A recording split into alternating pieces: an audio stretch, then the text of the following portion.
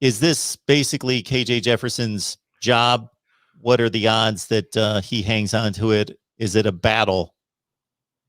It's a battle. I do think it's KJ's job to lose, but Sam Pittman said something that was pretty eye-opening when he said that he was talking about KJ and just the missed passes, the inaccuracy that he's thrown with. By the way, that's nothing new. I mean, he had that issue a year ago, even in the Mizzou game where he came in and was terrific.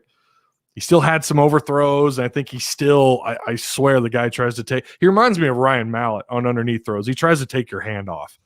And he needs to let up a little bit on those underneath throws or the check down throws. But I do think he's got a high ceiling. But Sam Pittman said that I thought we'd be further along in talking about KJ Jefferson. And I was having this discussion with a friend of mine. I said, boy, if that's not an alarm or a red flag for KJ, I don't know what else is. He should be further along, and I do agree with that.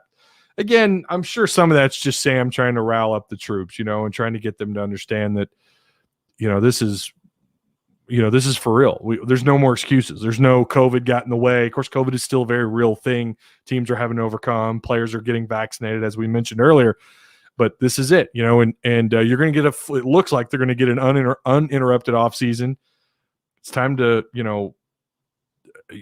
full throttle. And the fact that they look so out of sync. And again, first scrimmage, I think his numbers were pretty impressive. Something like 12 of 15 throwing with only a couple of incompletions with a pick. And this game, it was like everything was off outside of that really good throw. But I thought Sam Pittman saying that was pretty alarming. But KJ, I think it is his job to lose. Hornsby, and here's the thing, and I know we do this every time there's this quarterback battle, and the same thing we had last year with the running back battle. Is it Rakeem Boyd? Is it Traylon Smith? It ended up being Traylon Smith, and he probably should have gotten a few more carries earlier on in the year. Should have been RB1. I'll agree with that. But now we've got this team KJ Jefferson camp, team Hornsby camp, and it's like, well, see, Hornsby's going to end up being the guy. Well, here's the thing. Hornsby put the ball on the ground like 3 times, and he was just as inaccurate, if not more. His deep ball placement, I mean, he was overthrowing guys by a mile. So I don't think either one of them did anything to move the needle in one way or the other. In fact, you might argue that Hornsby may have taken a little bit of a step back, but fortunately for him, this is still so early on. We've got a lot of football left, a lot of spring and fall camp left.